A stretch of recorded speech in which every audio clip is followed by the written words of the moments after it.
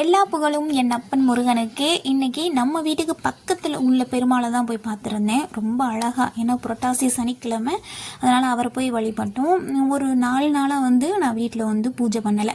எப்போதுமே இந்த மாதம் இந்த 4 நாள் நான் பூஜை பண்ணலைன்னா அதுக்கப்புறம் பூஜை சாமான்லாம் விளக்கிதே அடுத்த பூஜை தொடங்குறது. இந்த தடவை அப்படி பண்ணலை.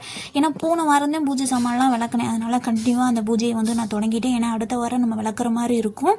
சரஸ்வதி பூஜை, விஜயதசமி எல்லாம் வருது. அதனால் கண்டினியூவாக அதே மாதிரியே நார்மலாக நம்ம வீட்டில் பூ கூட இல்லை. ஏன்னா நான் பூஜை பண்ணுறதில்ல 4 நாளாக பூ கூட வாங்கலை.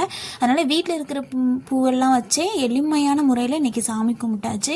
நெய்வேத்தியமாக பார்த்தீங்கன்னா இன்றைக்கி வெள்ளைக்கட்டி தான் வச்சுருந்தேன். என்னடா இது அப்படின்னா அந்த மண்டை வெள்ளம் சொல்லுவாங்க பாரு, அது வாங்கி அந்த விட இருந்தது. அதை உடைக்க கூட இல்லை, அப்படியே தூக்கி அவர்கிட்ட வைக்கணும்னு எனக்கு தோணுனது. ஒருவேளை 4 நாள் நான் எதுவும் வைக்காதனாடி அவர் பெருசாக கேட்டாரா என்னன்னு தெரியல, பெருசாக தூக்கி வச்சு சாமி கும்பிட்டாச்சு. பெருமாளுக்கிட்ட உள்ள விளக்க பாருங்கள், ரொம்ப பிரகாசமாகவே இருக்கும் எப்போதும்.